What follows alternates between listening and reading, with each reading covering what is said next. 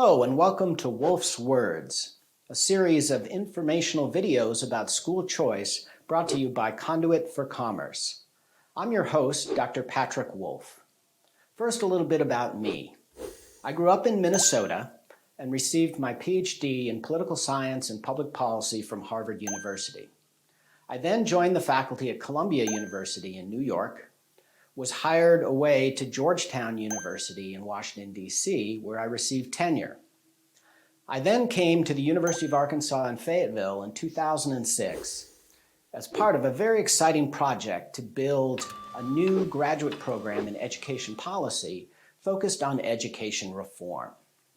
Throughout this period, I've dedicated my life to learning all there is to know about what happens to parents, students, schools, and communities when parents are given more choices in their child's education. So what is school choice? School choice is any arrangement where the decisions and actions of parents decide which school their child will attend. School choice is an alternative to the automatic assignment of a child to the nearest public school in their neighborhood. It takes a variety of forms, but mainly can be categorized as public school choice and private school choice. So let's take a look at the public school choice options first. The most common is residential choice. Basically, because of our tradition of assigning students to schools based on where they live, about 18% of parents select their house or apartment specifically so that their child will have access to that neighborhood school. This is called residential choice or school choice by mortgage. So about 86,000 Arkansan students are in the neighborhood public school that they are attending, specifically because their family chose that school for them. A second form of public school choice is intra-district choice. So this is where students have options besides their neighborhood public school, but within their home school district. Typically, these take the form of magnet schools, and we have 23 magnet schools in the state of Arkansas. And they enroll 12,500 Arkansas students, or 2% of the student population. Then there's inter-district choice. We have the Arkansas Public School Choice Act here in our state.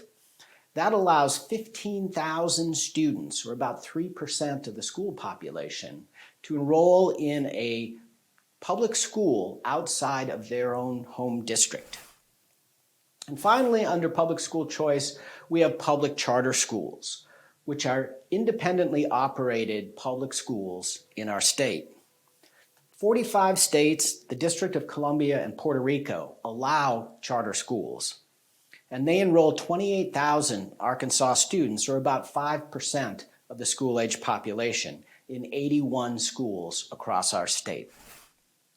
So those are the public school options, especially in Arkansas. There also are private schooling alternatives. The most common is fee-paying private schools, where parents select a private school for their child and pay the tuition for that school. About 20,500 Arkansans are attending private schools. That's 4% of the school population. Then there are private school choice programs, which are designed to increase the number of families who have reasonable access to private schooling options for their children. These programs take the form of government vouchers, also tax credit scholarships, and education savings accounts.